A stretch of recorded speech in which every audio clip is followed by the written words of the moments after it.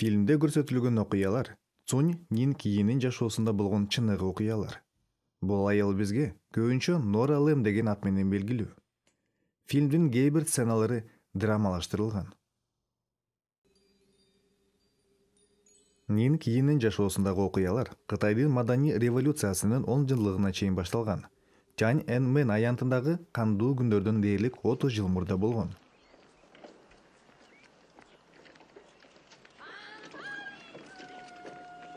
Шанхай 1941 жылдын декабрь айы.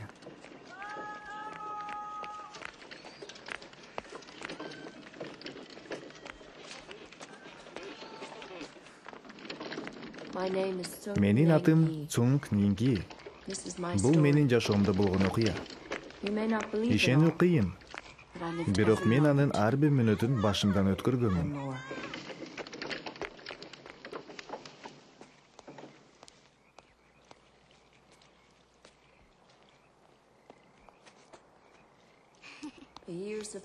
Менин жашоомдун жылдары кыял сыяктуу болчу. Мен ашыра эркетилген хан кызы болчумун. Ар бир каалоом аткарылчу.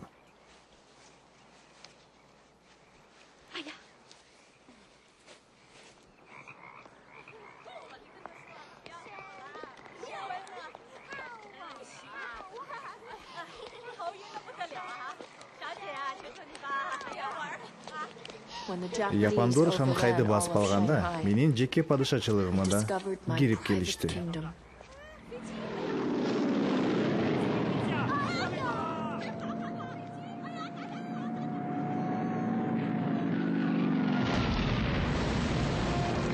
Кытай ыйы.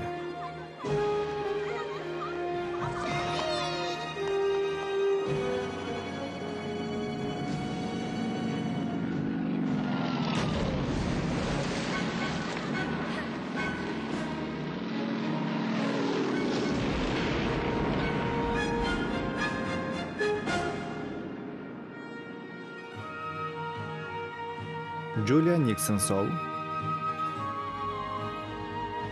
Рассел Вонг,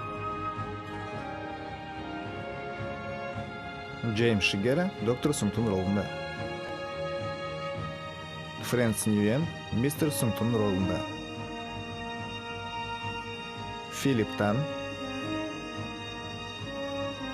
Элизабет Сун,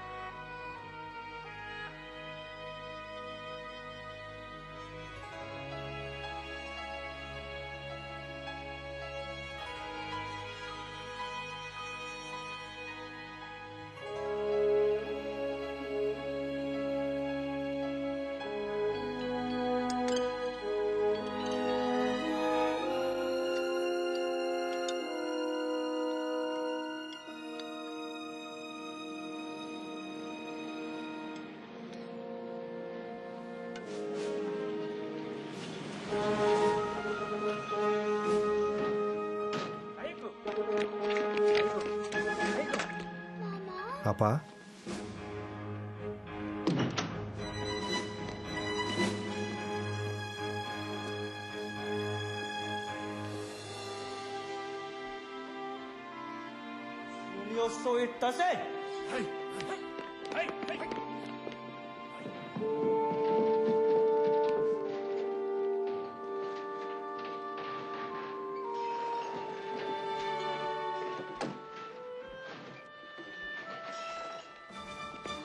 Апа, мен коркуп атам.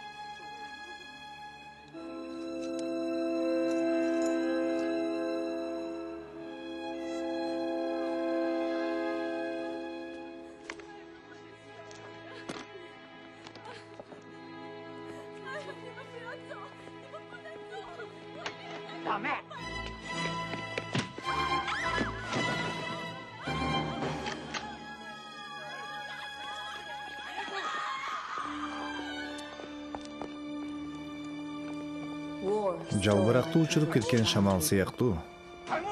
Согуш менин бактылуу балалыгымды алып кетти.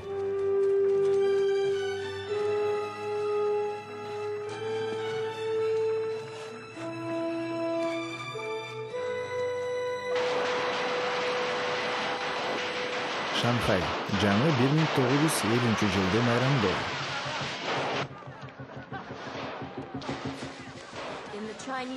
Кытай күн санагы боюнча 1950 жыл жолборс жылы болчу.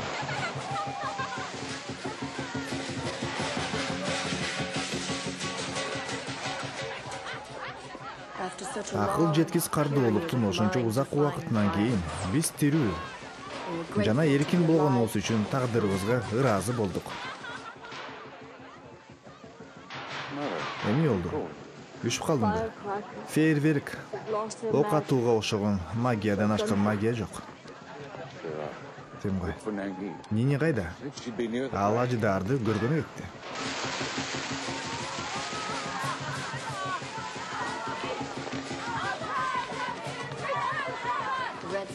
Кызыл желек. Кытайдын келечектен болгон үмүтүнүн чагылдырылышы.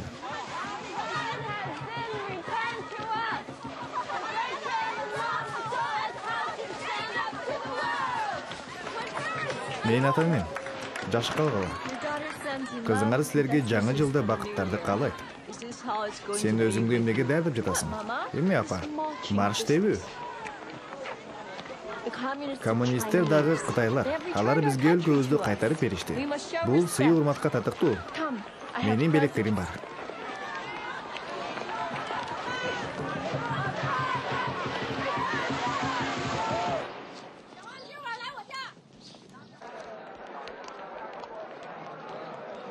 Сучой университети.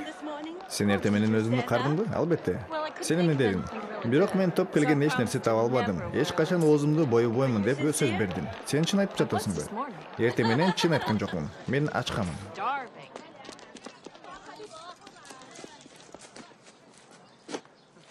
Мен коммунисттердин Ючоу көчөсүндөгү бузукулукка тыюу салганын уктум. Проституциягабы? Эми бардык кыздарга эмне болот? Аларды албетте кайрадан тарбиялашат. Бул кыздарды чоң интеллекти менен айырмаланышат деп ойлобойм.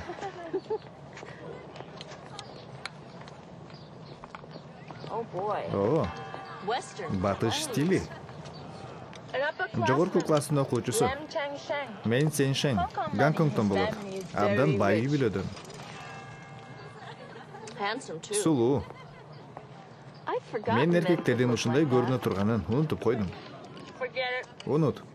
Ал эч ким менен жолугушпайт. Ал чыныгы элдин безген адам. Мага бир канча жума бер. Ал өзгөрүлөт. Чамасы канча? Жолугушу 1 айдан кийин. Сөзүндөн кармап аламын. Чыныгы буржуйка. Эгерде сен жеңилип калсаң, 1 ай бою менин бардык сабактарымды даярдайсың. Ал мени бир жакка чакырат.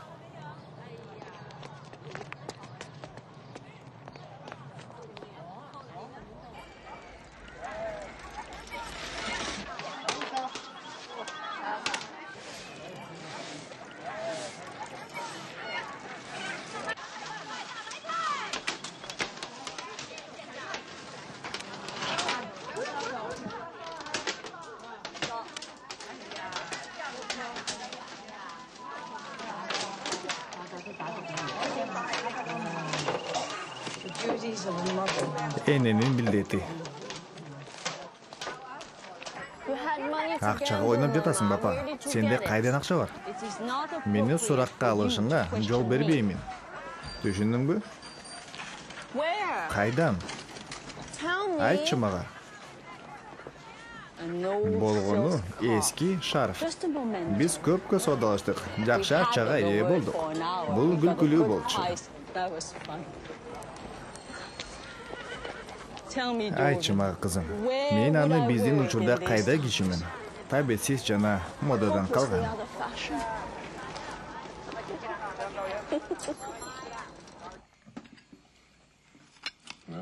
Кытайдан кетип калганыбызда жакшы болмок. Мен силерди Япон согушунан кийин алып чыгып кетишим керек болчу. Болбогон кеп. Мындай жашоону ким күтүптүр дейсиң?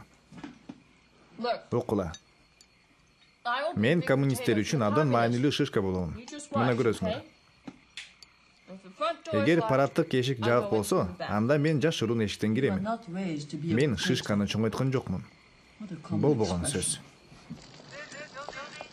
Бул имарат контрреволюциялык ишмерликтин борбору болуп кызмат кылган. Жок нерсеге ишенүүнү публикациялоо токтоп жатат. Жасалма ишенимдин маскасына жамынып алган ишенбестик. Имаратта фабрика иштейт. Мындай чечим улуу революцияга керек болот. Айыпталгандар оңдолот. Бул жарыя биздин элге чыккан өкүм болуп саналат.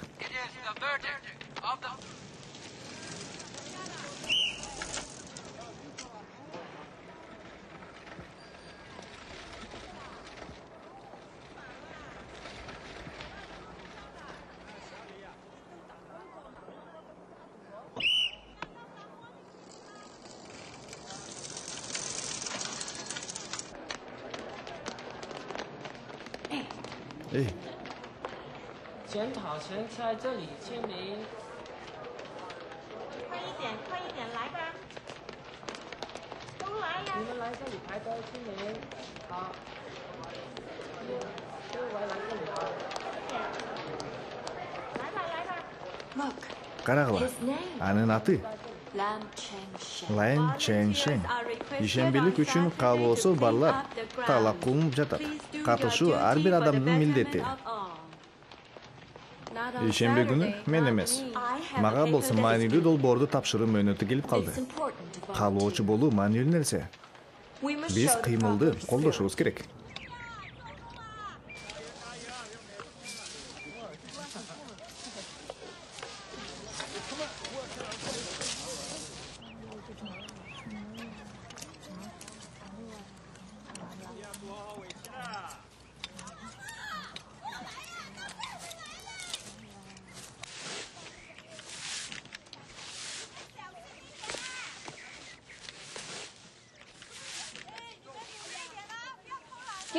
Geçiresiz. Sizge жардам керекпи? Мен өз жумушумду бүтүрдүм. Рахмат, мен дээрлик бүтүп калдым.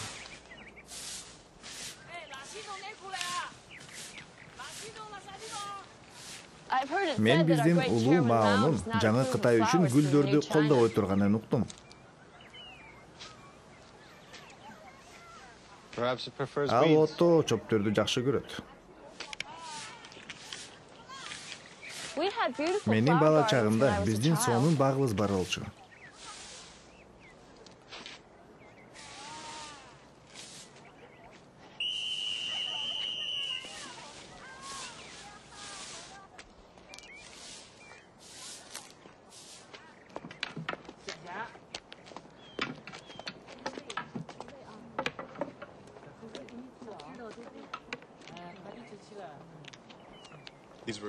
Адашып кетип жылуу алыптырмын.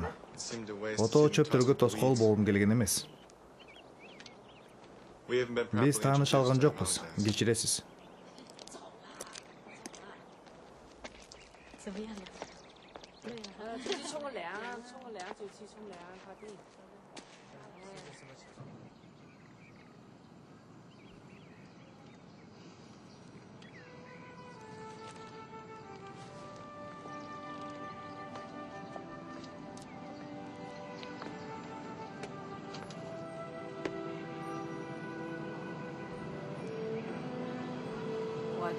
Эмнени карап отурасың? Китеп.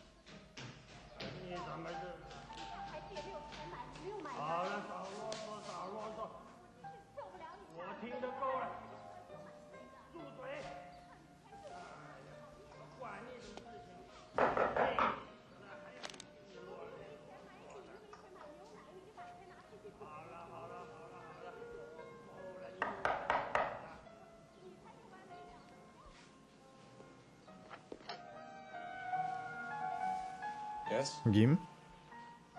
Siz ошол жерде жашайсызбы? Кандай сюрприз? Мен жарды балдарга жардам берүү концертине билет сатып жүрөм. Шопен. Ар бир эшикти тыкылдатып чыгамын. Шопен. Мен Гонконгго кетип жатам. Жок, концерт 2 жумадан кийин болот. Сиз кайтып келесиз. Менимче сиз албетте 2 жумалык сабакты калтырбайсыз. Сиздин билеттериңиз кымбатпы? Менде сонун идея бар. Шанхайда нейлон байпактар саттыктан жоголуп кетти. Эгерде сиз мага аларды Гонконгдон сатып келсеңиз, абдан ыраазы болор элем. Сиздин кызматыңызга мен сизге концертке 2 билет сатып аламын. Анан сиз буга акча коротпойсуз. Мен бул жерде жетерлик акча бар деп ойлойм. Сен өзүңө байпак сатып келишимди сурап жатасыңбы? Эгерде бул сизге оор болбосо, мен абдан кубанычта болмокмун.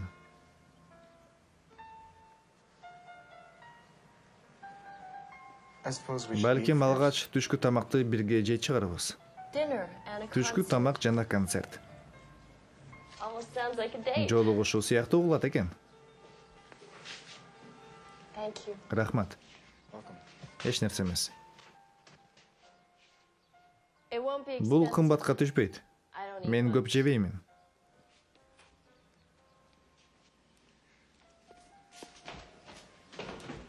Эй. Сен бирдеме сатып алганда дайыма ушунча акча алып жүрөсүңбү?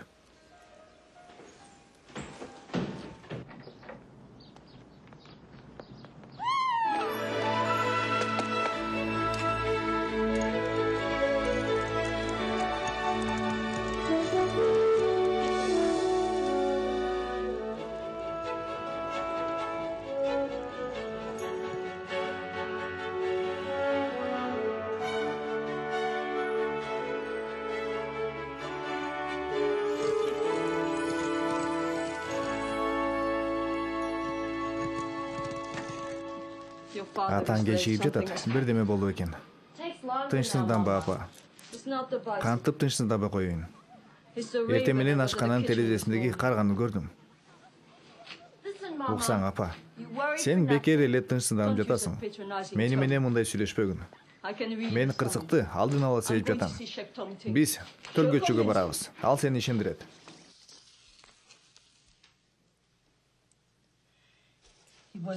Ал 1900-жылы 11-сентябрда таң атканда туулган. 11-90. Уктум. Көрдүм. Уктум.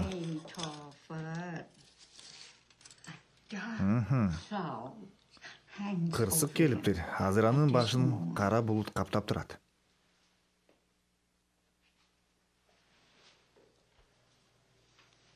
Эми сен мага ишендиңби?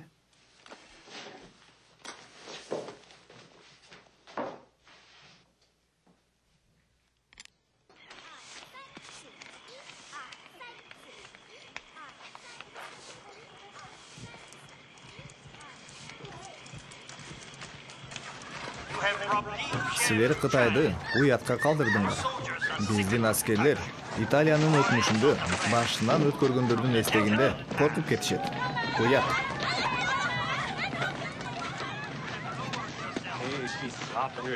Ал свитердин астында назик көрүнөт экен. Көлүшкөн сыяктуу. Токто, айван. Колдорумду тарт. Эмне болду? Ал качып кеткенге аракет кылды.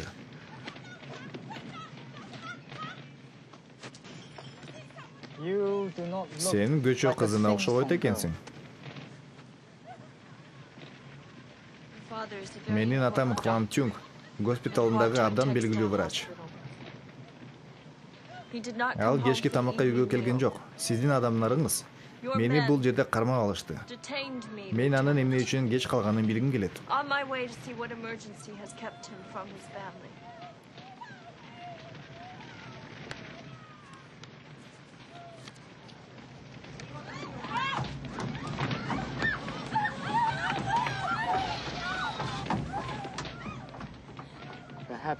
Balkim menin adamlarım aşıkça emgektenişken. Geçirim sorayman. Son Ninki. May I go now? Men getsem balavu? Albatta. Бирок түнү жалгыз жүрүү абдан коркунучтуу. Шанхай али деле кылмышкерлердин шаары. Убакыттын өтүшү менен биз алардан кутулабыз. Рахмат, лейтенант. Сураныч, менин паспортумду бериңиз.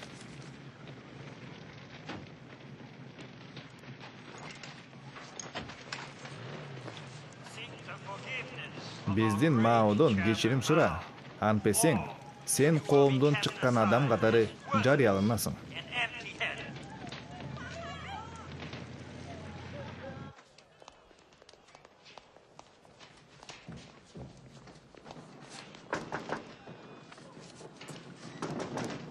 Кечиресиз, мен доктор Цумдун кызымын. Ал азыр деле бош элекпи? Доктор Цумбу. Мен мындайды тааныбаймын. Сиз тааныбайсызбы? Бул мүмкүн эмес. Ал бул жерде көптөн бери иштейт. Уксам, ооруканада жаңы врачтар көп.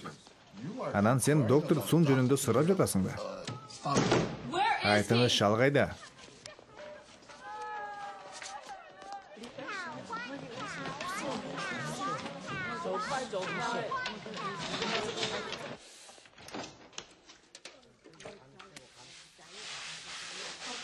Ата.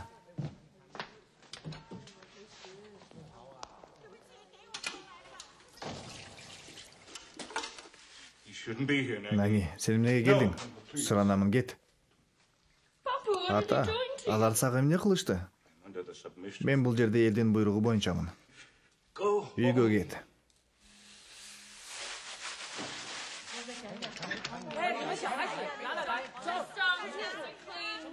Доктор Цун таза, ал патриот, ал өз өлкөсүн сүйөт. Тынч үнүңдү өчүр. Сен ага андан бери жаман кыласың.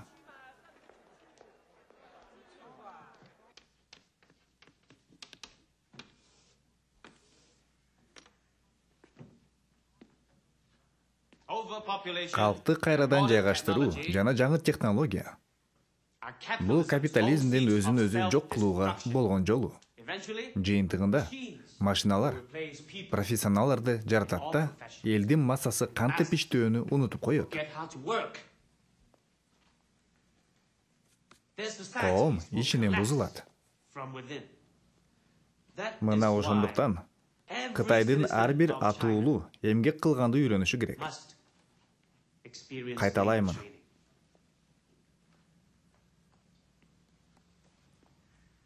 Эмгек кылганды үйрөнүшү керек. Класстар жоголо турган убакыт келет. Жумушчулардын өлкөсү.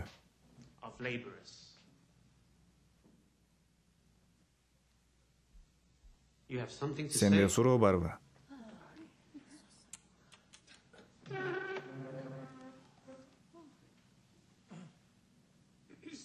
Мени кечириңиз. Айыпсыздардын укугун коргош үчүн эмне караштырылган? Айыптуу болгондордун же жок жерден айыптала береби?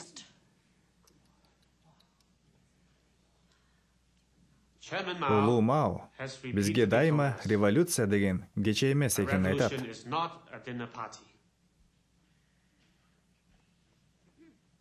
Сенин фамилияң?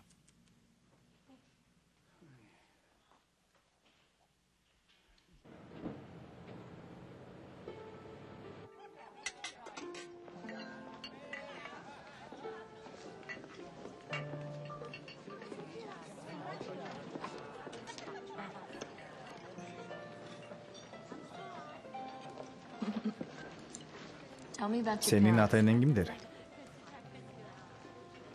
Эмне? Сенин үй бүлөң ким?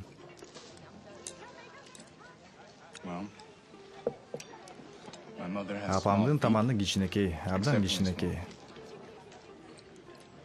Атамдын көптөгөн күң аялдары бар. Менде канчалган кандаш агаларым жана эжелерим бар экенин билбеймин. Сенин билгендериң ушул элеби? Жетиштүү эмеспи?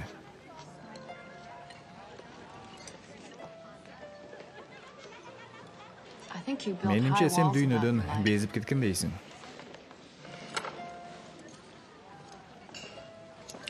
Психологияны үйрөнүп жатасың ба?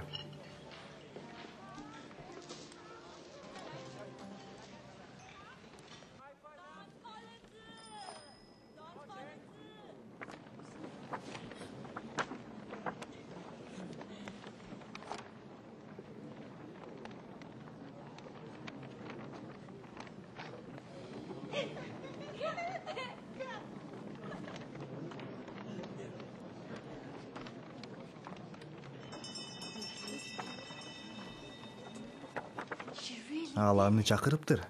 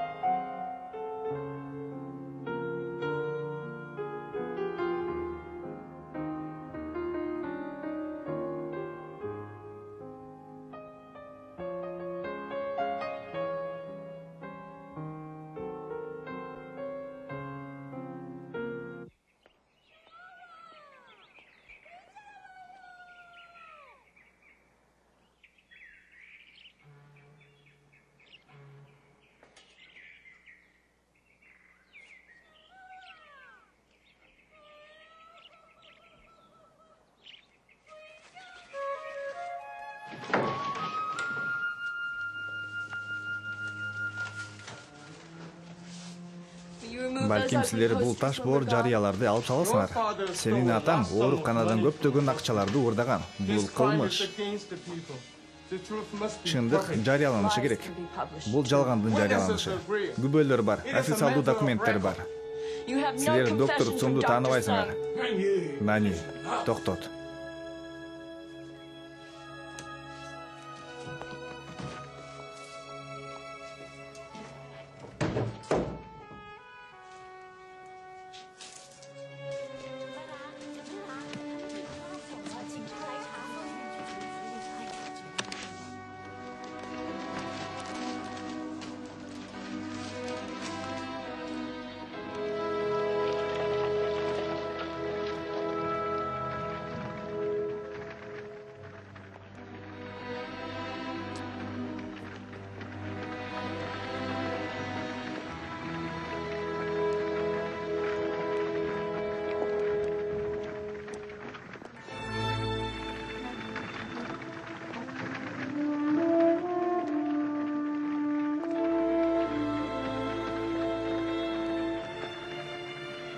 Менин басынтылган үй бүлөм.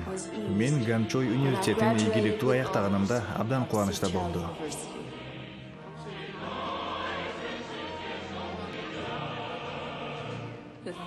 Класстагы эң жакшы студент катары аяктадым. Жада калса, профессорлор менен коммунисттер деле менин ийгилимди байкашты. Мен абдан кубандым.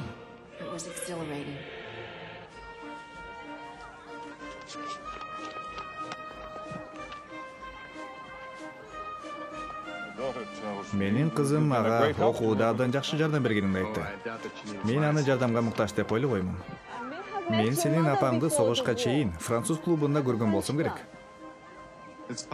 Болушу мүмкүн. Ал кумар оюндарын жакшы көрчү. Баарын артка кайтарса болгондо, кандай жакшы болмок. Эмне? Сен арбактар менен тамактанган келеби? Эгерде арбактар акча төлөөнү талап кылбаса.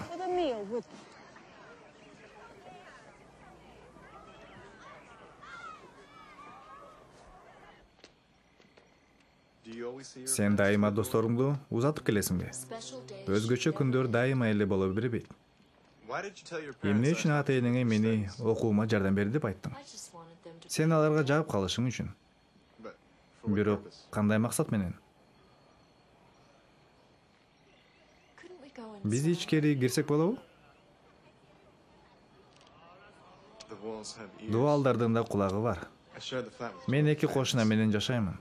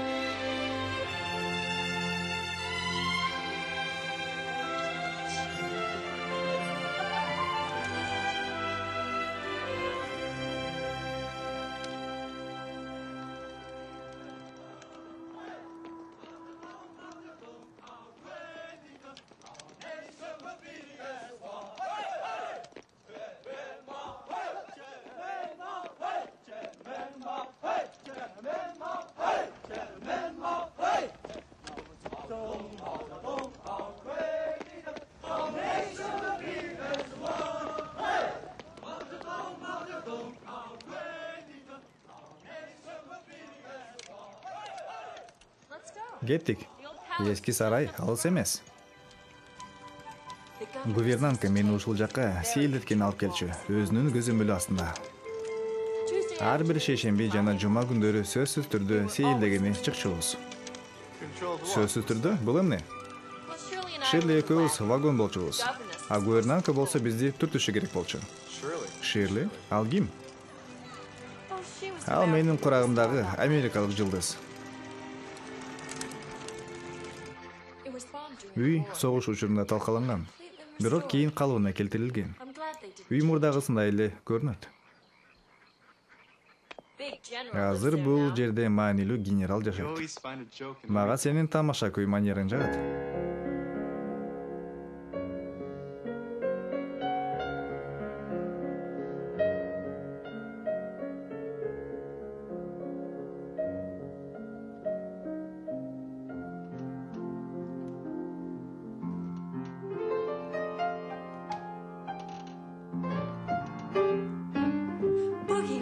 Буги-вуги.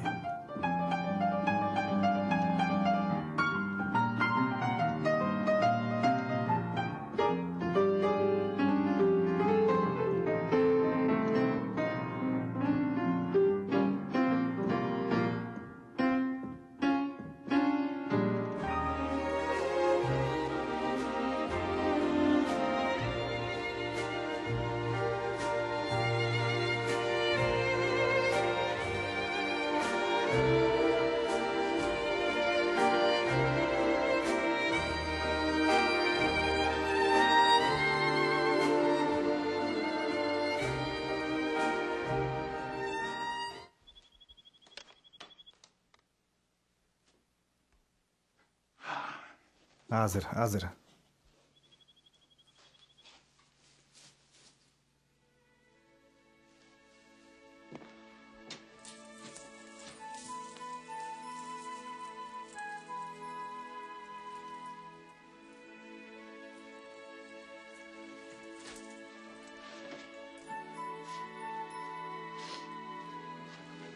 Фата, жакшы.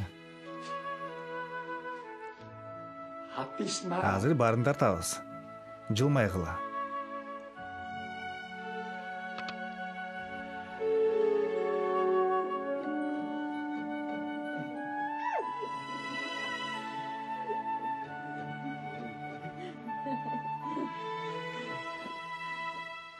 Жаңы Кытайда өбүшүү жаман даам эле эмес.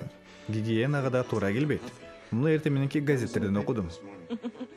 Кийимди өшкөнүнөн көз каранды. Ой, кандайдыр бир таштар өтүп кетти. Алар таш эмес. 12 жуп жумуртка. Бактылуу болушсун деген эски салт. Эмне үчүн кызыл? Түшүмдүүлүктүн түсү. Алар кереметин жасап өтүштү. Аларды эртең мененки чайда жеп коебуз. Нани, мага сөз бересиңби? Эмнени каалайсың? Биздин уулубузду күлгөнгө үйрөт.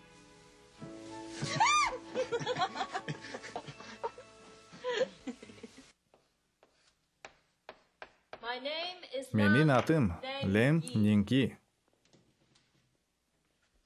Мен силерге 2 курс өтөмүн. Тарыхты жана политикалык илимди. Силер бул курстарды үйрөнгөнгө тандалып алынгансыңар.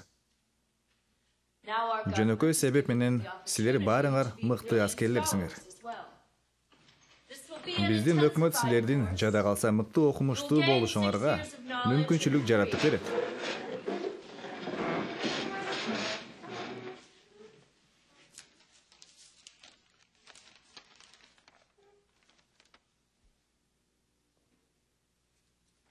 Бирок мен сабак өтүп жатпайынбы?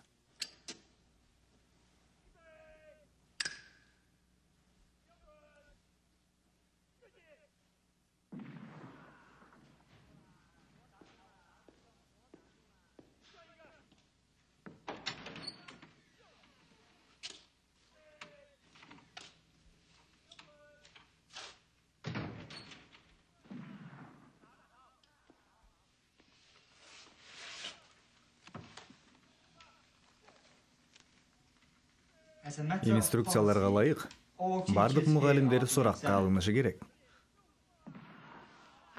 Бул эмнени билдирет, полковник?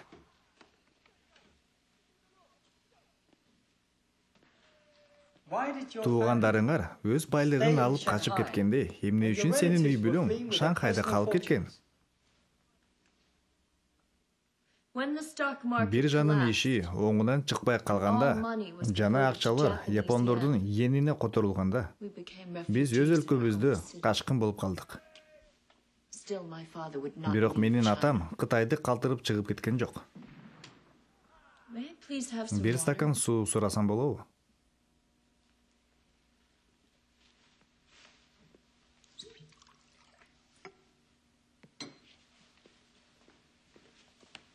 Сени канча жашында машаякчылык мектепке беришкен эле?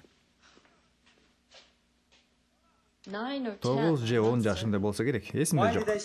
Эмне үчүн дал ошол мектепке? Мен билбеймин.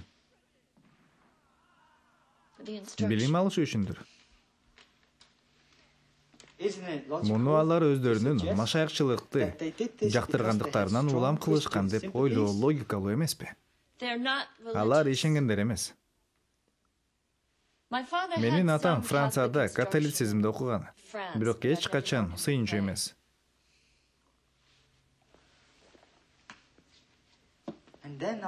Анан согуштан кийин алар сени башка мектепке киргизишкен. Ал дагы машаякчылык мектеп болгон. Ыйык Фархама Мариямдын пресвитериандык мектеби. Ал жерде мыкты мугалимдер бар болчу. Мына ошондо сен машаякчылыкка кайрылдыңбы? Жаштык, таасирленүү, эмнеси жаман? Биз бардыгыбыз эле мектепте окуган кезде кандайдыр бир акмак жорукту жасайбыз го. Бул суроолор сага ыңгайсыздык жаратып жатабы? Мага эмес, менин балама ыңгайсыз болуп жатат. Анын күйөөсү Гонконгдон болот. Ал ага мыйзамсыз түрдө байпак алып келген, контрабанда жолу менен. Рахмат. Контрабанда олуттуу жумуш. Бул кошумча кырдаал. Биринчиден, өзүңдүн Фархама Мария мектебиндеги жашооңду сүрөттөп жаз. Пресвитериандар менен мамилешкенде ар бир окуяны жазгын. Сен жазылгандардын баарын, черновиктерди да кошуп, түшүндүрүп беришиң керек.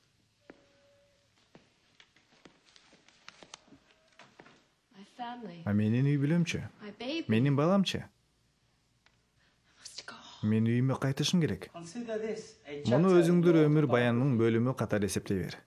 Канчалык көп жазсаң, ошончо эрте бошотушат.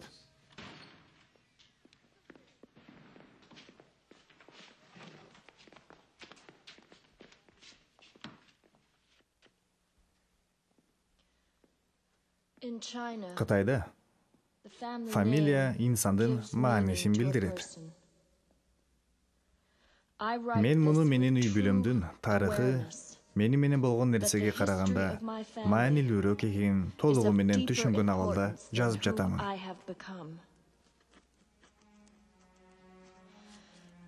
Япония жеңип алгандан кийин 45-жылы менин атам бизди өзүбүздүн сүйүктүү Шанхайыбызга алып келди. Ошондо мен 13 жашта болчумун. Менин классташтарымдын көпчүлүгү алтын айкаш тагынып жүрүшчү. Мен өзүмдүн машаякчы экенимди мойнума алгым келчү эмес. Мен аларга менин мойнумду айкаш эмес, бермет мончок кооз көрсөтөт деп айтчумун. Башында мага окуучулар менен бирдей деңгээлде болуу оор болду.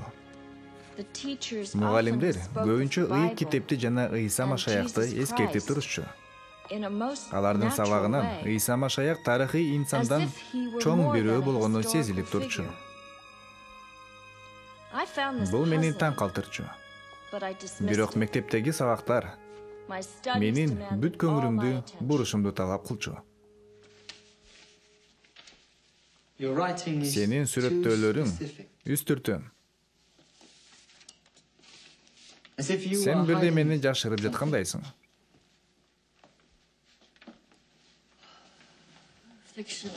Стилдик мааниси байланышкан эместир. Бирок мен жазуучу эмесмин. Өзүн өзү сындуу жана моюнга алуу социалдык реформага карай ташталган биринчи кадамдар болгондуктан, мен өзүмдүн жаштыгымдагы машаякчылыкка болгон кызыгуумду түшүндүргөнгө аракет кылдым. Бул жан дүйнөгө себилген үрөң катары башталган. Мен ата-энемден алыста болчумун. Жана жан дүйнөм бир нерсени күтөр эле. Теңир, сен мени угуп жатасыңбы? Суранам, сени өзүмдүн досум деп эсептешиме уруксат бер.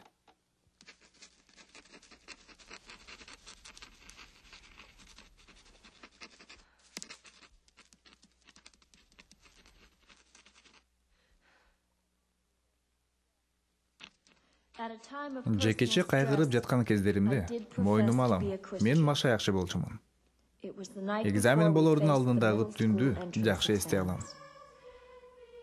Ошончолук жогорку бааларды алуу талабы мени коркунучка түртчү.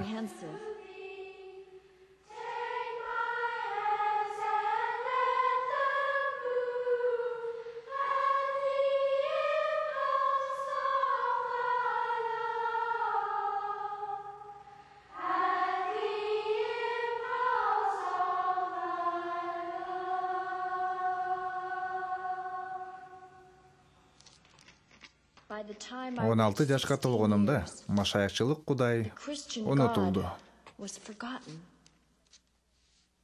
Эми азыр улуу Мао гана менин үйрөтүүчүм жана насаатчым.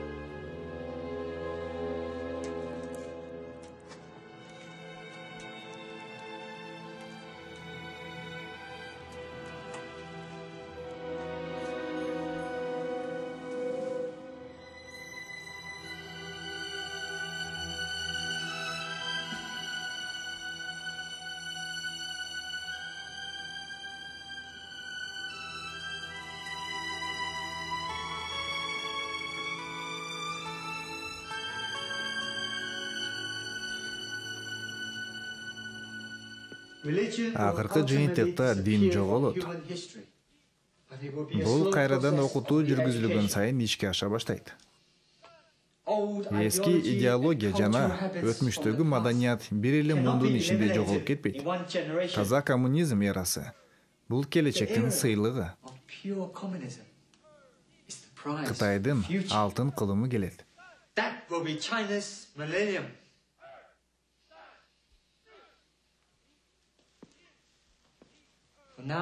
Азырынча болсо, биз менен биздин улуу максатка барууга татыктуу бекениңди аныкташыбыз керек.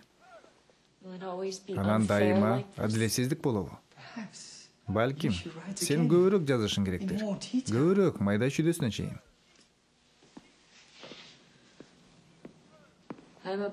Мен ай күнүмө жетип калды, полковник. Балага көбүрөөк таза аба керек. Сенин өтмүшүңдөгү боштуктар айдан ачык. Сен өз балаңды жашоого даярдап жатасың.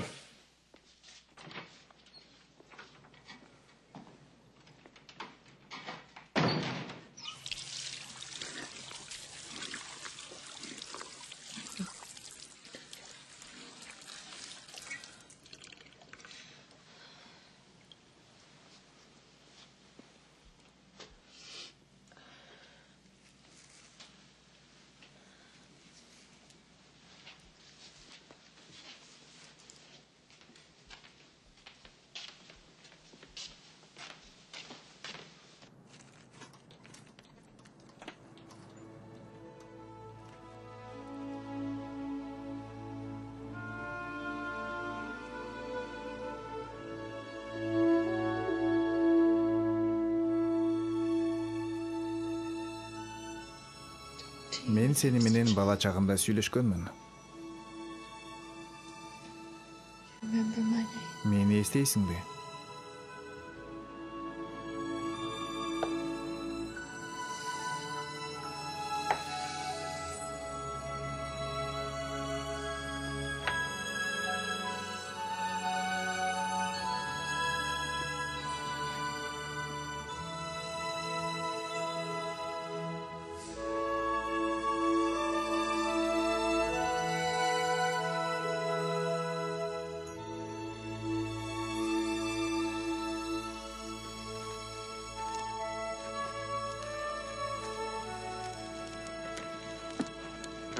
Жолдош, кутмандуу кеч.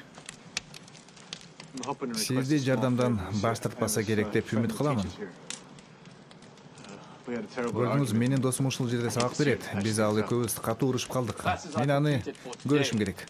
Сабактар бүтүп калды. Менин досум партиянын абдан олуттуу мүчөсү. Убакыт аны чарчатпайт. Ошондуктан ал мени күткөнгө мажбур кылат. Анын аты Лем Яньи. Текшерип көрсөңүз болот. Өткөрүү бюросу саат 8-де ачылат. Алардан уруксат ал.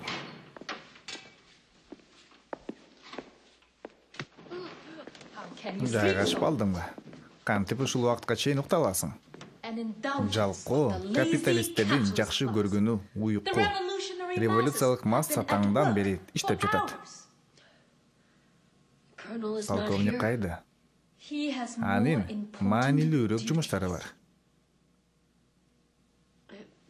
Мен суу сурасам болобу? Болгону бир эле стакан суу.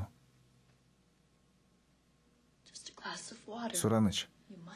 Өздүк дисциплинага көнүк. Менде моюнга ала турган башка нерсе жок. Биз сенин эстешиңе жардам беребиз. Тур.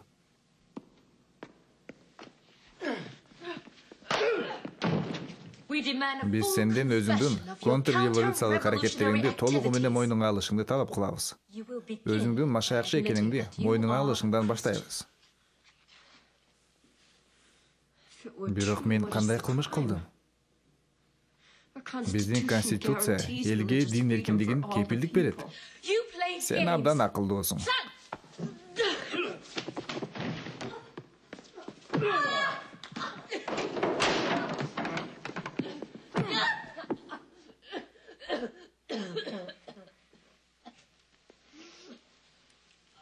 Сага мугалимдик кызматы ыйгарылган, а сен болсо алдап жатасың.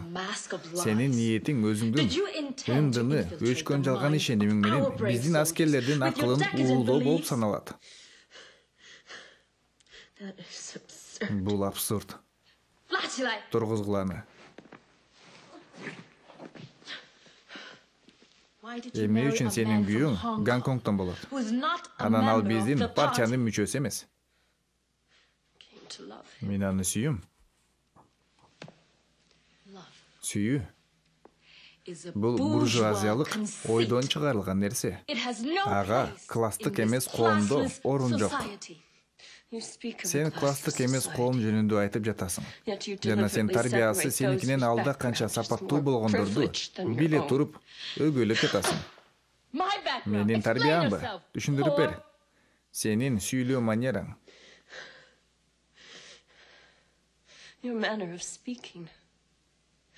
Орой тонуң аяк асты кылып жатат. Тонуң көбүрөөк Түндүк Кытайга дал келет, бирок Шанхайга эмес. Сен өзүңдү азапка салып жатасың. Биз бир идиштен күрүч жешебиз керек. Сен менин суроомо ооба же жок деп жооп беришиң керек. Сен машаякчысыңбы?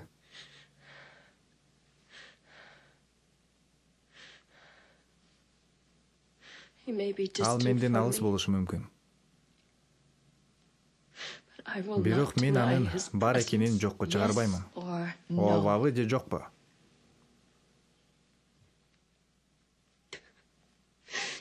Ооба.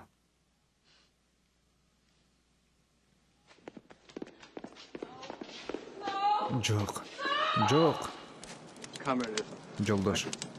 Мен сизден телефон чалып, ал дагы деле иштеп жатат экенин билип беришиңизди сурансам болобу? Билесизби, бул нерсе менин тынчымды алып жатат. Мен аны көрүшүм керек. Сен акмаксың же оорулусуң? Аялдын команда беришине жол берип жатасың. Өз энергияңды жумуштун пайдасына жумша.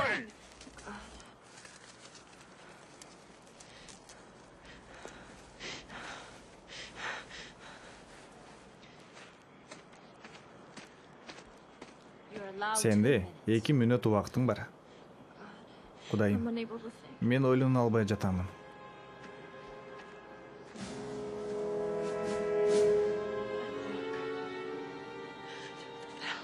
Эгерде мен өлүм сөлөкөтүнүн өрөөнүндө жүрсөм да, жамандыктан коркпоймун. Анткени сен мени мененсиң.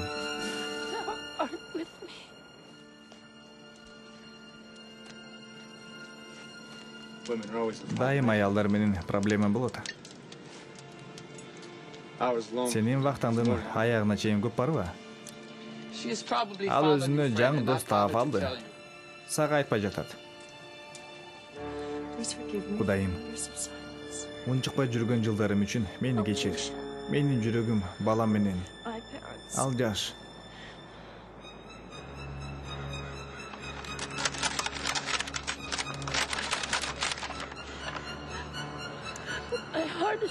Менин жүрөгүм менин балам менен. Кудайым, мени кечире көр.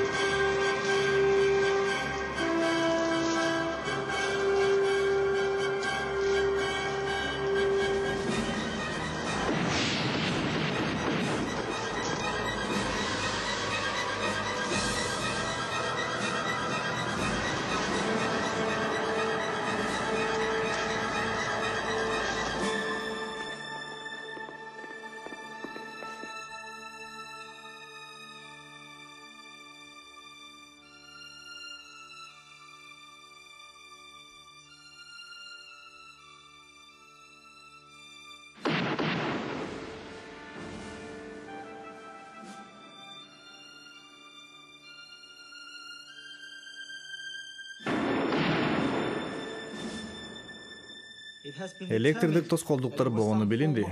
Таң калыштуу көрүнүш.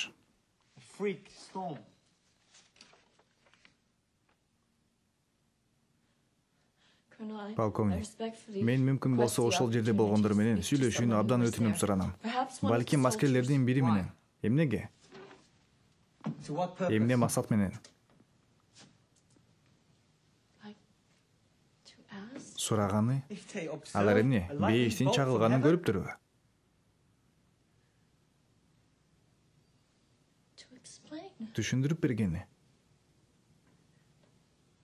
Words. Менде сөз жок. why would the Машаякчылык teaching God Кудай эмнеге create сен a үчүн miracle керемет for you, жасасын? since you Сен do деген not ишенген claim it? аял эмессиң да.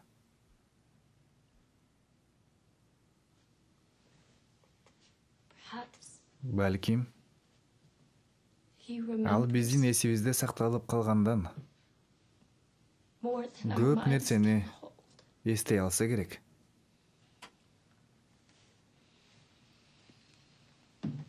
You have been released Сага from бул your жерде teaching сабак position бергенге here. тыюу салынды. I'm sorry. Абдан өкүнүчтүү. I regret my Мен болушунча appearance. аракет кылдым.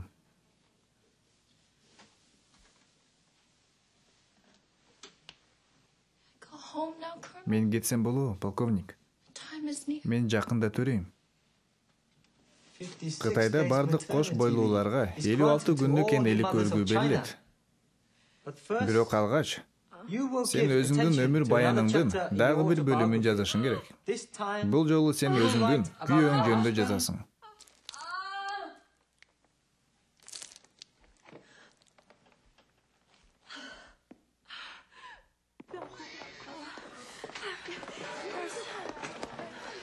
Can I see a doctor? Эже, докторду чакырыңыз.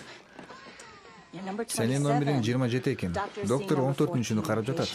Чыда. Биринчи төрөк дайыма оор болот.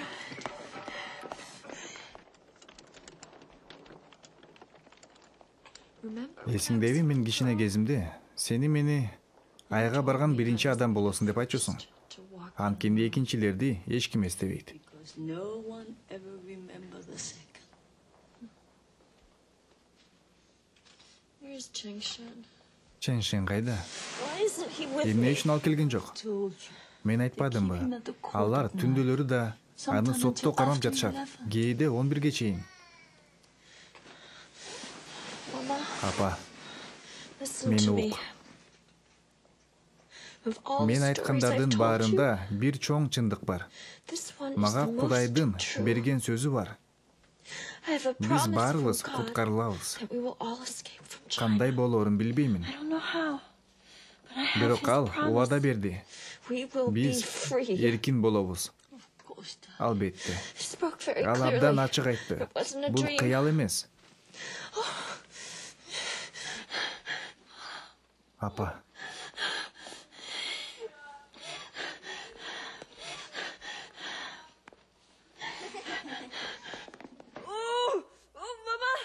апа, апа. Бар жайында кымбатым.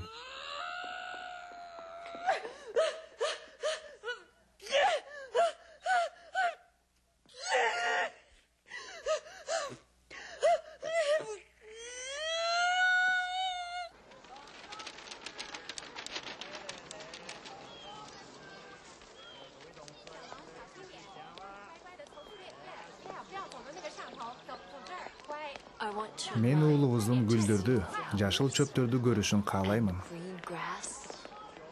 You think he'll remember? Ал муну эстеп калат деп ойлойсуңбу? Here, Карма.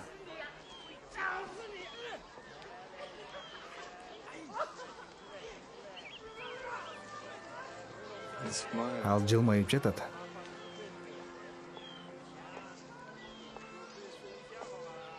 may I ask you a Менде private бир question? маанилүү суроо бар. This is about as proud as Шанхай Shanghai. боюнча эң маанилүүсүбү. Today, the mother of my Менин son уулумдун апасы эмнени кааласа сурай алат.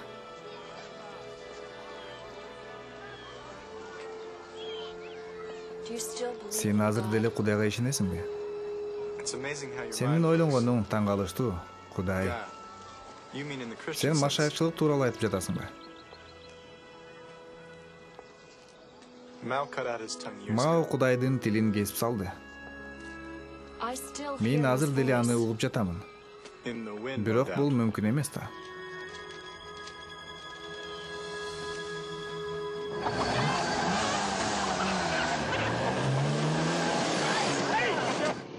So handsome. Сен ушунчалык сулуусуң. Absolutely perfect Ушунчалык сулуу ears кулактар and a жана жакшынакай wonderful distinctive өзгөчө мурун. nose. Лемсоң нии?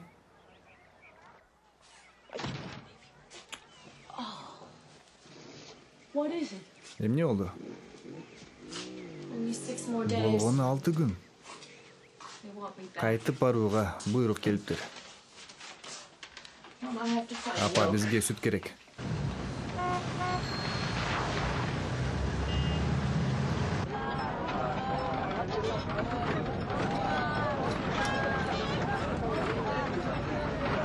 That's 42. 7-чи көтүү. Central line, please. Борбордук сураныч. A baby. Балабы? A boy or Эркек girl? балабы, кызбы? I bet you're first. Биринчи балаңбы? How old? Канча жумалык болду? Boy. Эркек бала. And yes. Ооба, менин My биринчи first, балам. 7 weeks. 7 жумалык. You worry about Аны leaving менен him so кол soon? шайтышам деп толкунданып He жатасыңбы? needs milk. I Ага don't сүт know when керек. I can be with Мен him. канчага чейин жеткире аларымды Stores in our билбеймин. district. Биздин райондогу дүкөндөрдүн баары жабык. My ship ends in Менин 20 сменим minutes. дээрлик бүтүп калды. Күтүп тур. Эмне кылуу керектигин ойлонобуз.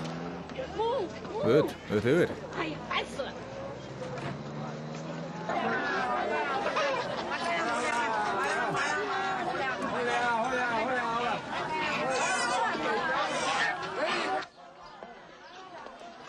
We meet on Биз market базар days. күндөрү No one жолугушабыз. pays attention. Эч ким көңүл бурбайт.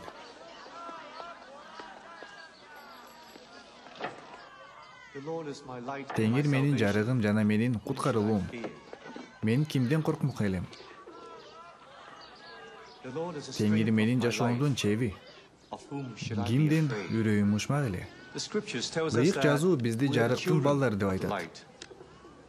We see and Биз тил hear айта албаган what our нерсени tongues көрөбүз cannot жана always угабыз. speak.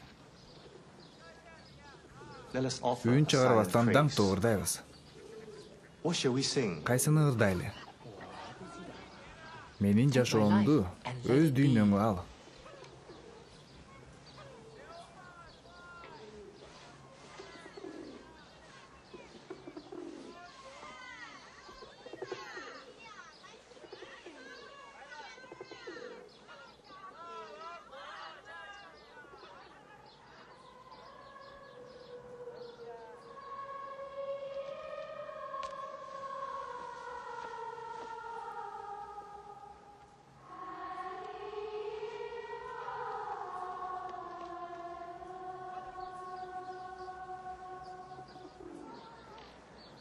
This sister Бул аял is being бийликтин criticized by шектенүүсү authorities. астында турат.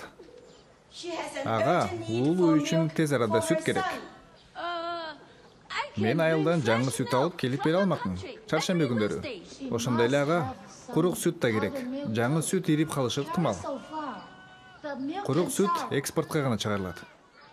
Oh, powdered milk. Бирок менин досум мамлекеттик дүкөндө иштейт. Who works in the government Ал жардам store. берет. I will speak to her.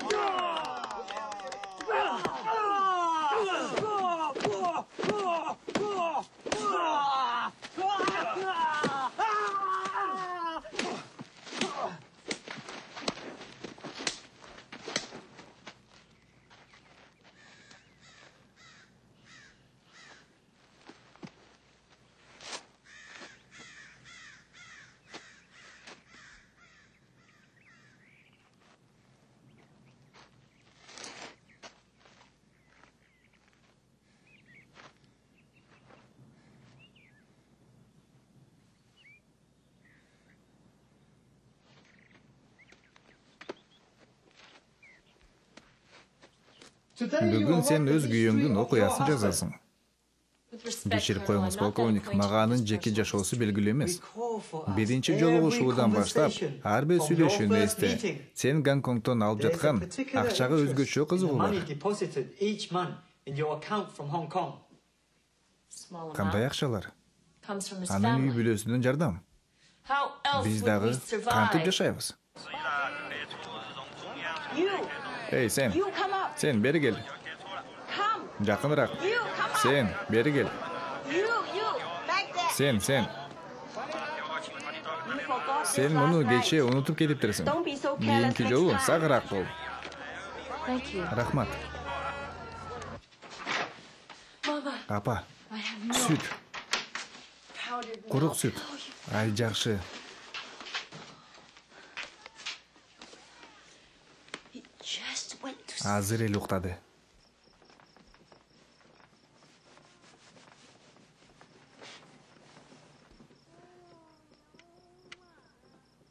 I miss touching. Мен сени менен болгум келет. I measure each second Мага that биз we're бирге alone, өткөргөн ар бир like мүнөт chapters кымбат. in a book. You will have no chance. Анын балалыгы болбойт. Changshen, Ченшен, I have a plan. менде план бар. Don't you tell me Мага anything. эч нерсе айтпа. They compare our Алар биздин stories. көрсөтмөлөрүбүздү We must салыштырышат. keep a low profile. Жашаш үчүн биз унчукпашыбыз Live керек.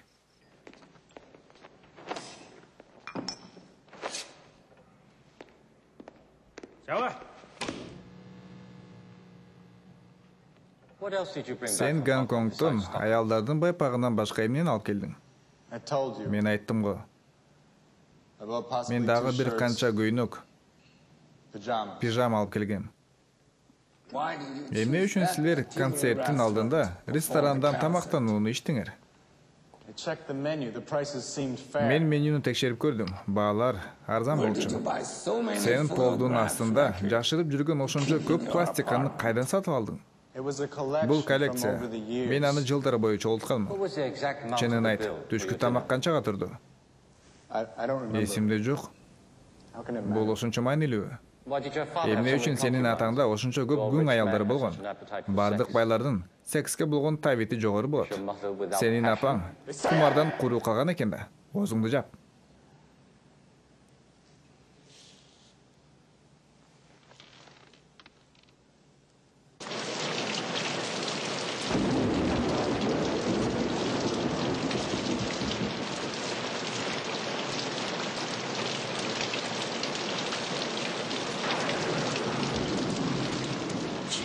Чэньшэнь.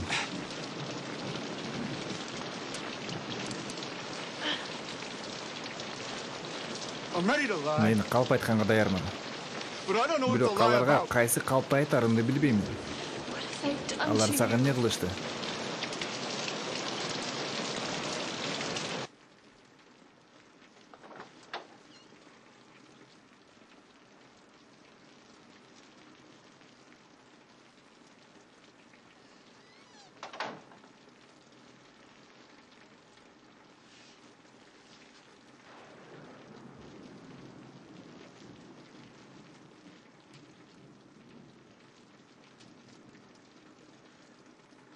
I wanted to see if Көйнөк it's мага good. азыр деле жарашат бекен? I can hear you Сенин playing the пианинода piano. ойногонуң эсимде. Two keys Эки are нота stuck. калып It's driving кетти. you Сен crazy. абдан тынчсызданып жаткан болсуң. Жетишет, жетишет.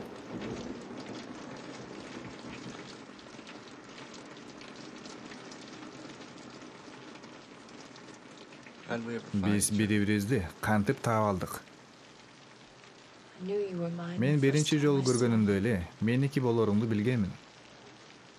You play what if? Сен фантазияны айтып жатасың. Because what is too Анткени чындыкты impossible. кабыл алыш коркунучтуу.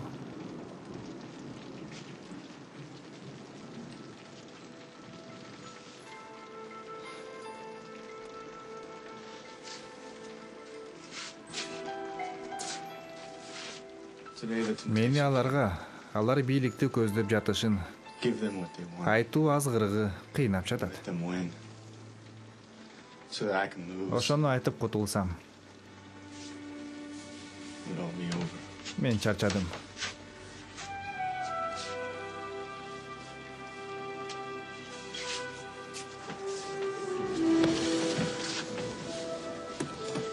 Don't look at me. Meni караба. They bend us. Шамалга ийилген дарак сыяктуу, алар биздин кайратыбызды Our кетиришти. separations are more eloquent than Жогулушкан учурдагы караганда бөлөк жүргөн кезибизде көбүрөөк сагынышчу болдук. will we ever Мен again dare to бири-бирибизден be graceful алыстап together? кетебизби деп корктум.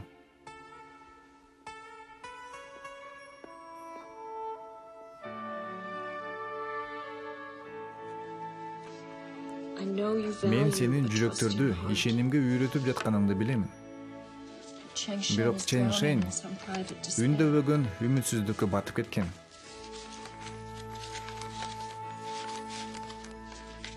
Please forgive this Сураныч, request. эгерде колундан келсе менин өтүнүшүмдү кечир.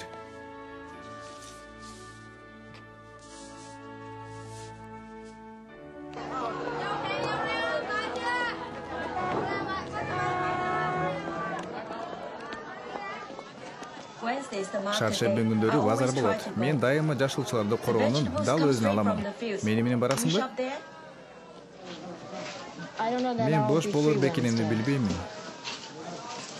Would you mail this for me? Авиапочта менен сураныч. To Hong Kong. Гонконгго билет.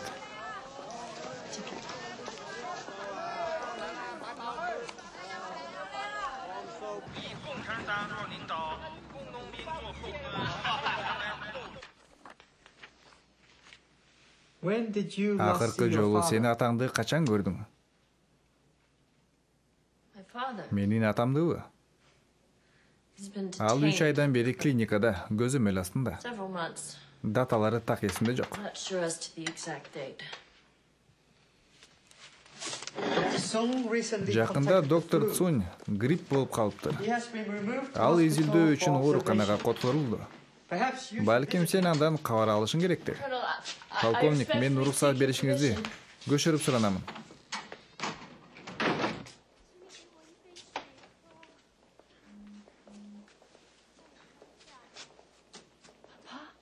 Ата,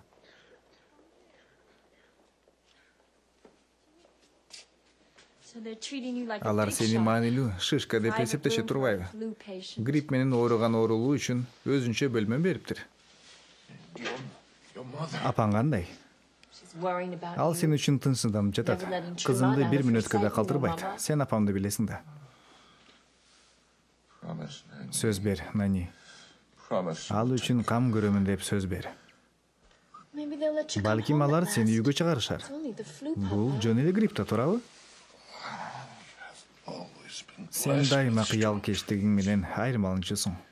as much as son. Сен менин уулум да, кызым да болосуң. Ата, They're experimenting алар жаңы дарыны текшерип жатышат. causes Менден extensive кан кете баштады.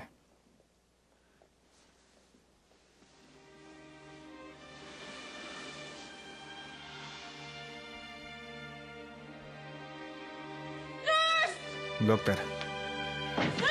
Доктор. Жардам бергиле.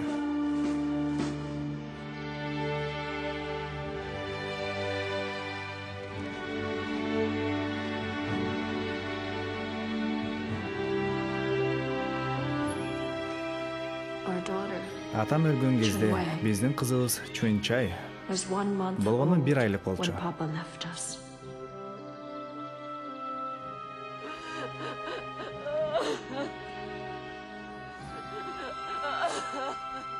Crime was Алар аны өлтүрүштү. murder. Муну далилдегенге Without proof of мүмкүн эмес. intent. We have to take what Алар happens. менен күрөшүү пайдасыз. Кайгы биздин жүрөктөрүбүздү өрттөдү.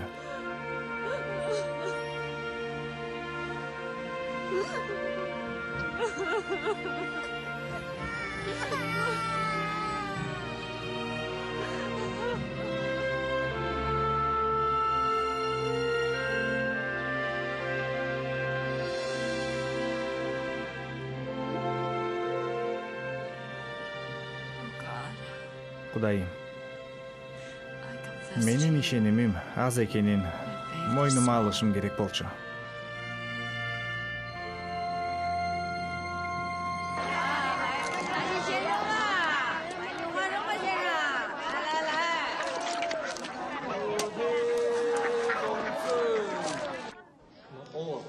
Оттон зыян тартпай өтүп кетүү бардыгына эле берилген эмес. Кээ бирлери чалынып кетишет, күйүшөт жана биз ушундай жол менен Кудайдын эрки аркылуу гүлдөн кайра турабыз.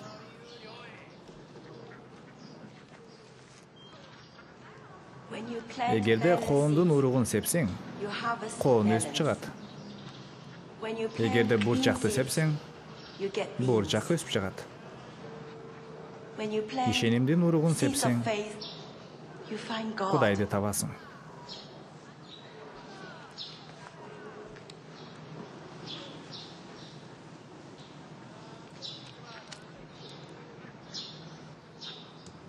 Менин балдарыма жардам бергениңер үчүн чоң рахмат.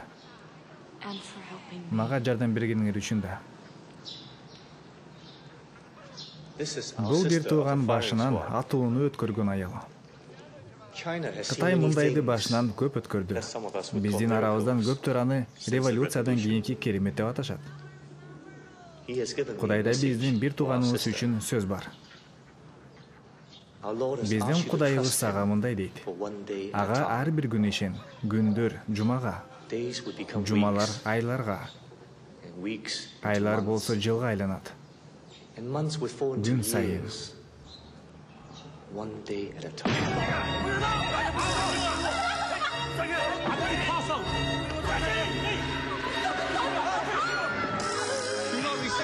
Багынгыла.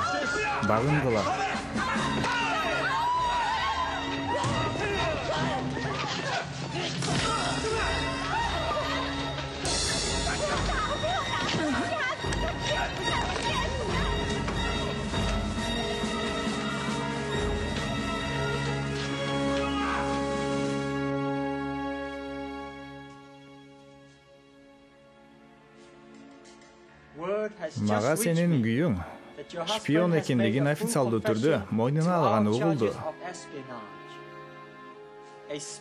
Шпион элге каршы бүтүмдүү айыптуу деп табылды.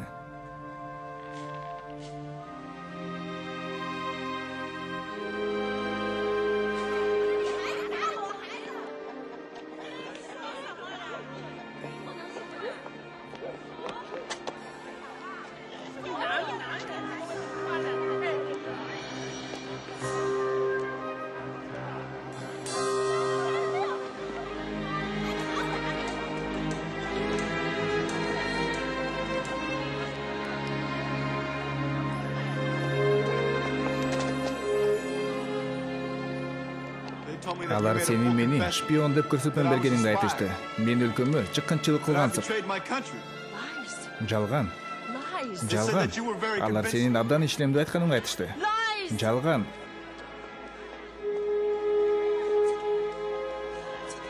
Эч нерсе эмес.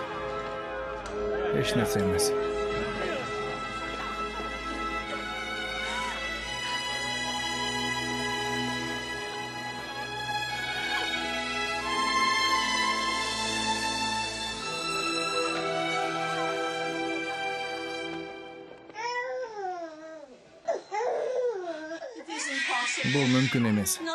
Азыр эмес. Азыр апа. Азыр жана мүмкүн. Мен төлгөчүгө барамын. Мен женшендин эң күчтүү дозасын сатып аламын. Анан сен ваннага барасың. Андан кийин күйгүзө турган аралашманы кабыл аласың. Апа женшен үчүн өтө кеч болуп кетти. Боюмдагы бала 2 айлык болуп калды. Баса, сага Гонконгдон кат келди, эртең менен. Ал кайда? Тигил жерде. Сен мага эмне үчүн айткан жоксуң? Анткени кыла турган башка жумуш абдан көп.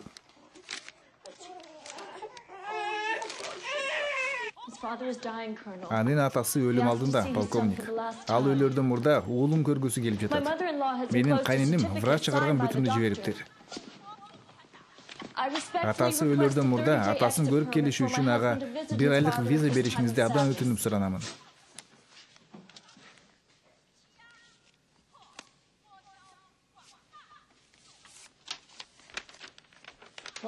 Ал 1 айдан кийин кайтып келерине кандай кепилдик бар? Сиздин кепилдигиңиз менмин. Анын ата-энеси эч качан небересин көрүшкөн эмес. humbly request that his daughter be Мен allowed to кызымдын аны менен бирге барышын Your husband көчөрүп has суранам. been assigned to a Сенин camp күйөөң where he кайрадан will эмгекке experience тарбияланыш labor үчүн reform. лагерге жөнөтүлгөн. All educated Бардык people should learn интеллигенттер how to work жашоону their өз backs. мээнети менен жашап көрүш керек.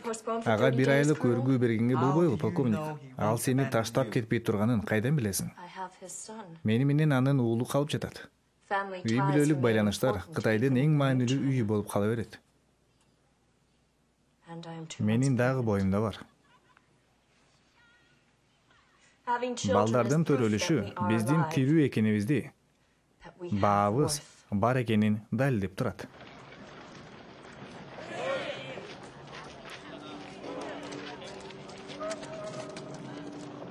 Don't be a dreamer.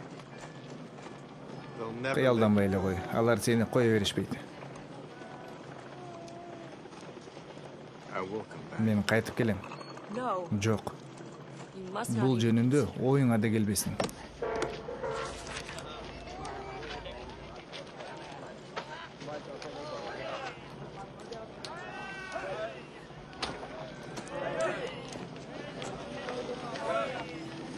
I may not see you Балким again мен сени once жаш during кезинде the кайрадан көрбөй чыгармын. Perhaps even my Балким андан да 30s. көптүр. Бирок сен мени күткүн. Please wait for me. If I'm in my Эгерде мен 40s, карып калсам деле, Mama always said a апам touch of gray акчаш was адамды good. сулуу көрсөтө деп айтат. I hope you'll agree. Менимче, мени менен макулсуң го.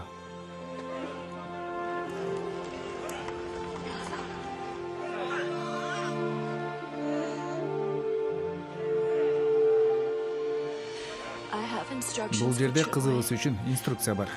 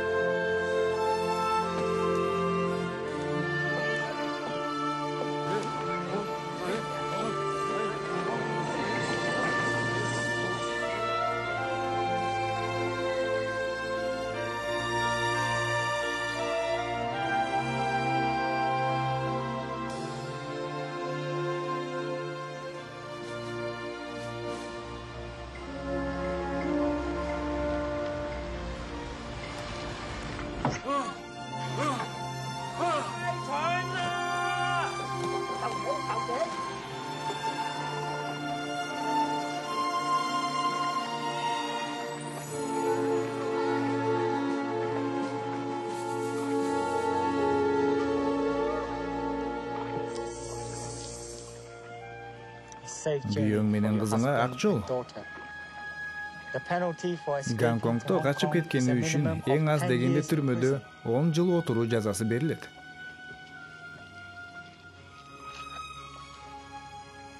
I am not Мен escaping. качып бара жаткан жокмун, полковник. Күйөөңдүн ордуна ал кайтып келгичекти лагерде сен иштей турган болдум.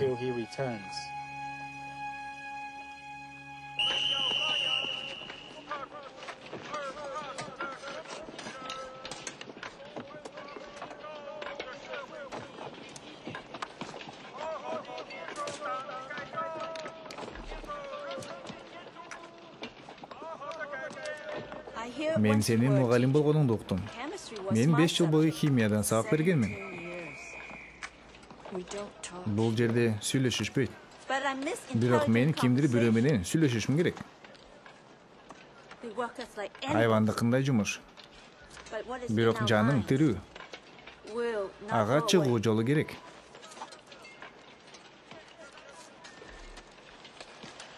Don't help me. Мага жардам бербе. Stay back. Мен өзүм кыла аламын.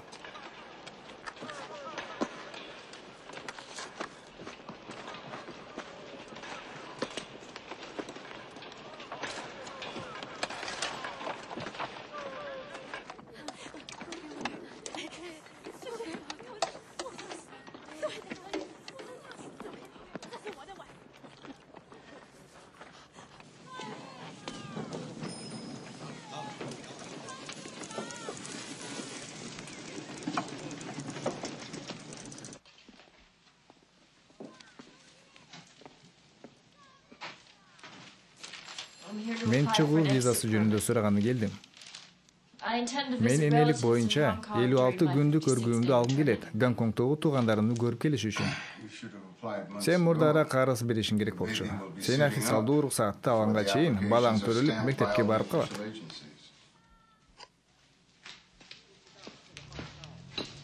Бирок мен көп келген арызды бергим келип жатат.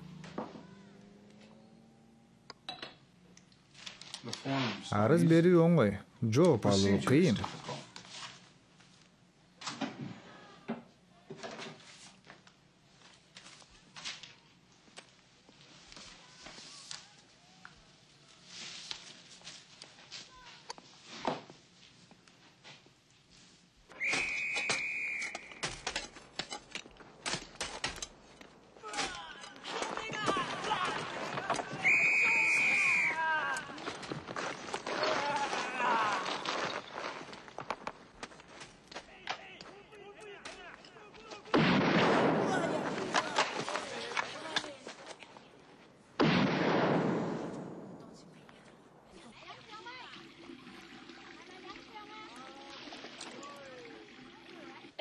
Мен үчүн жаңылык барбы?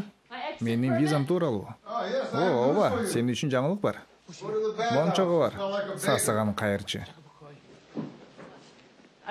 Мен 2 күндөн кийин кайтып келемин. Башыңдан чыгарып ташта. 2 күндөн кийин.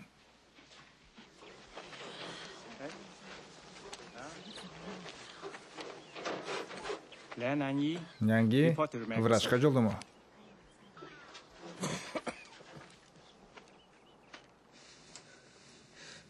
Мен 2 күндөн бери баламдын кыймылдаганын сезбей жатамын. Жүрөк согушу жетишелик. Мен сенин бөйрөктөрүңө суук тийген деп ойлоймун. Ошондуктан сенин денең сууну чогултуп жатат. Медайым сага витаминдин дозасын берет. Сен мөөнөтүңдөн адашып калган жоксуңбу?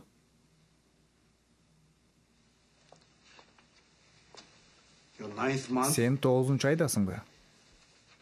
Ооба.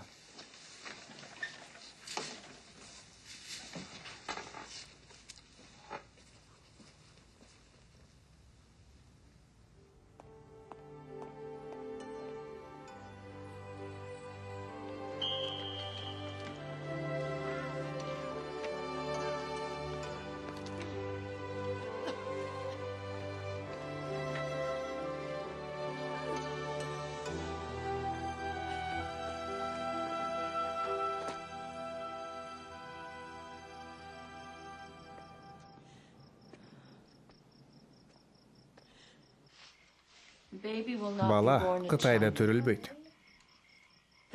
Анан кайда? Билбейм. Кайсы бир жерде? Эркиндикте. Кудайдын эмнеге сени менен сүйлөшө турганын билбеймин. Анткени мен анын жиберилгенимин.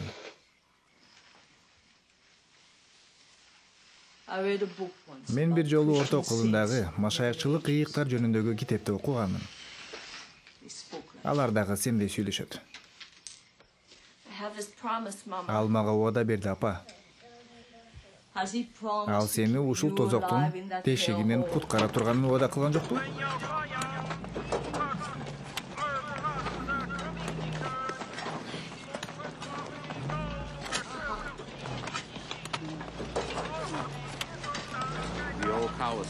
Эски ат арам тарта алат. Кул аялдар колду гана түрөй алышат.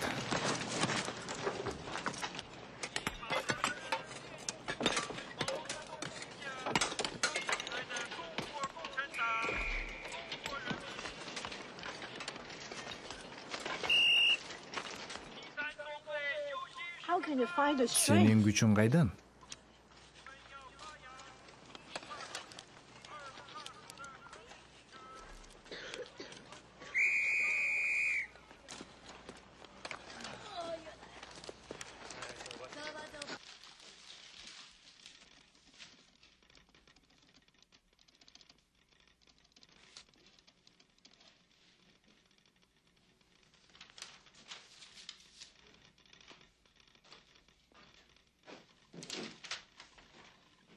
Силер дүйнөгө коммунисттик партия элге эркиндик берди деп жарыяладыңар. Мен Гонконгго барым келе жатат.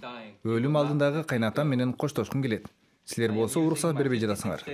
Мен энелик өргүүмдү кайрадан эмгек лагерине кайтып келиш үчүн колдономун. Силерде мага чыгуу визасын бербей койгонго эч кандай себеп жок. Сураныч, силердин кол алдыңарда бул тууралуу эмне кылып жатышканын текшерип көргүлө. Бирок бул жерде 21 сөздөн көп экен. Баасы башка болот. Бир аз кымбатыраак болот. Ар бир сөз маанилүү. Мен төлөймүн. Бул телеграмманы кимге жөнөтүш керек? Биздин улуу Мао Цзедунга, ички иштер министри Чэнг Лайга жана Пекиндин борбордук полициясына. Аттарын билбеймин. Сен 3 телеграмма жериң келеби? Пекингеби? Ар бир 91 сөздүбү? Менин акчам бар. Берчи, эсептеп көрөйүн. Дагы сенби? Суранба. Жогол бул жерден. Эмне үчүн Шанхайдагы эч кимде жооп жок? Мен жогоркуларга арызданганга мажбурмун. Кимге кааласаң ошого арыздан. Бирок мени кыйнава.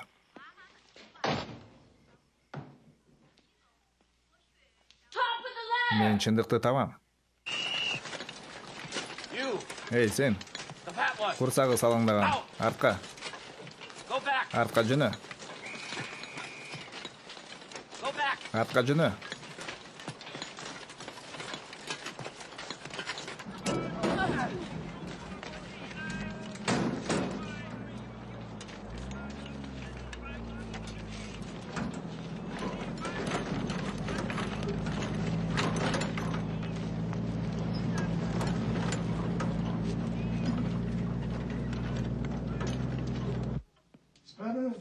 Эмнелик көргүүңдү карыган адамдын өлүгүнө колдонгонуң жакшы эмес. 56 күн ичинде сен жер шарын айланып чыкмаксың. Ошондо Шанхайга кайтып келмекмин, капитан. Кайырчы сыяктуу алдайсың. Пекин сенин арызың боюнча бизге 2 жолу чалды. Биздин офис катуу сынга алынды. Сенин айыңдан биз баркыбызды жоготтук.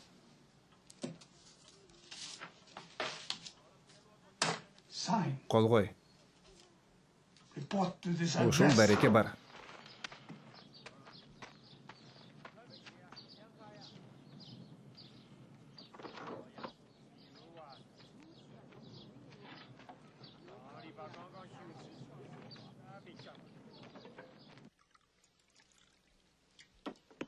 Мен чай ичкени жаткан элем. Отур. Бери өт. Кел бери.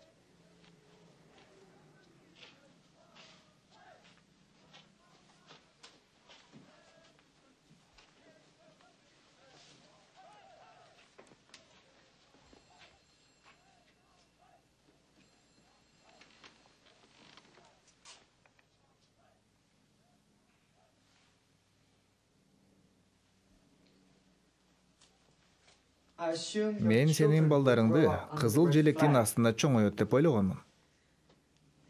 Сенде төрөлгөндөн баштап капиталисттик идеялар бар. Бирок сенин балдарың балким сенин жеке максатың бардыр. Сен өз күйөөңө татыктуу кызмат кылып жатасың. Мен ага муну билдире алышыма мүмкүнчүлүк болгондо кубанар элем. Болушу мүмкүн, полковник. Келечекте.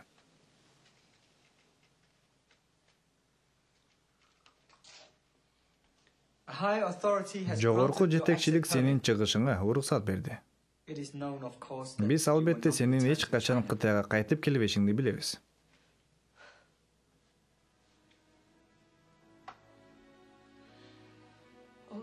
Бир гана Кудай билет. Кытай менин үйүм.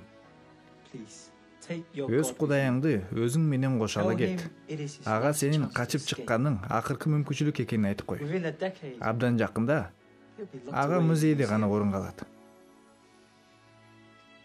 To do that, Бул үчүн полковник you would have to сиз imprison Шамалды the friend.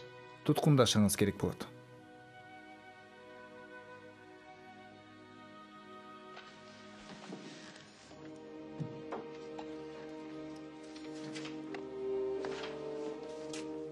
Safe journey. Сапарыңыз байсылдуу болсун.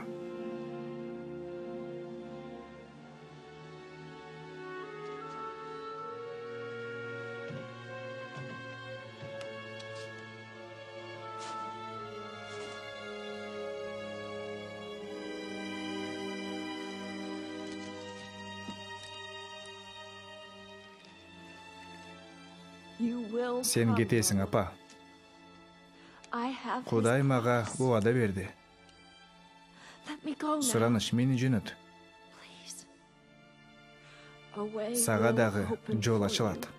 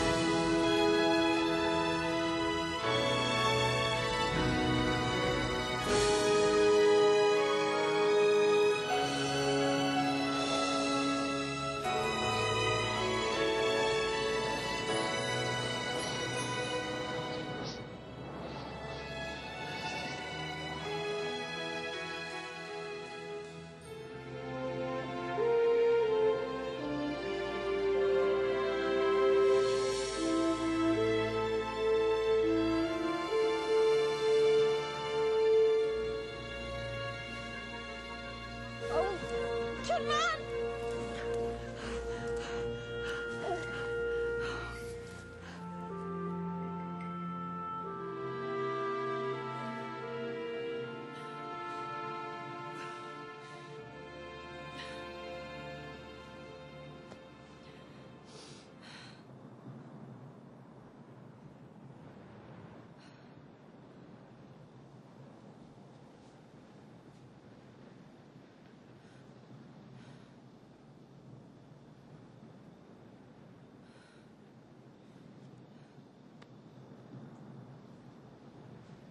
Chunman?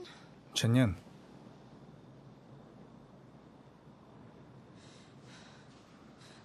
Кара.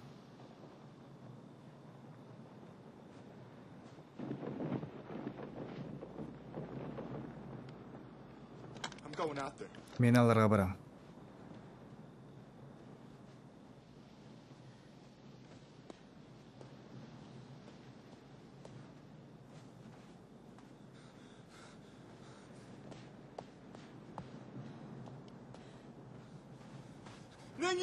Нани?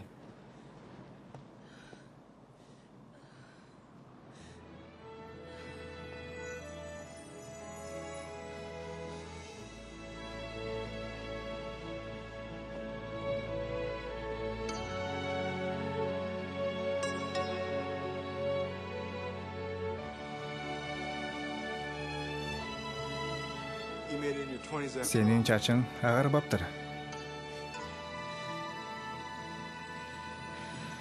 Look at us. Бизди караба. I'm so ashamed. Мен ушунчалык уялып турам.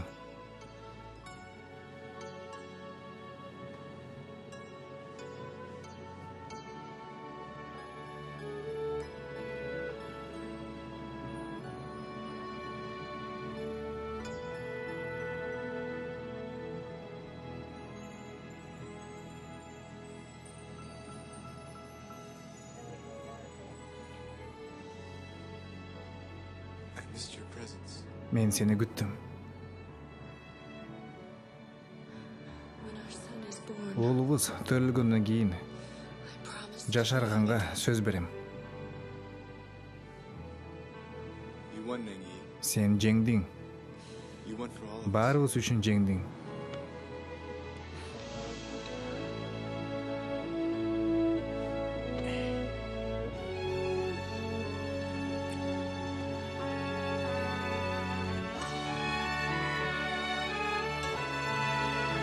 Нян кийинин уулу 1958-жылы 20 августта эркиндикке төрөлдү.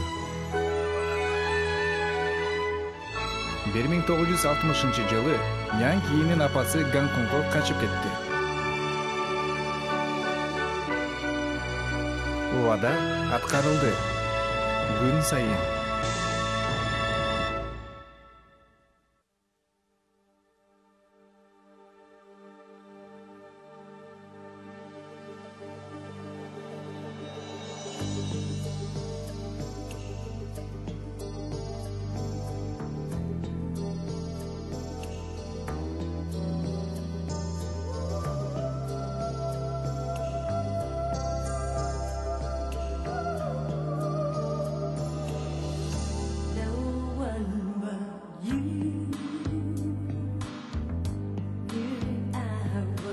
Lost and scared.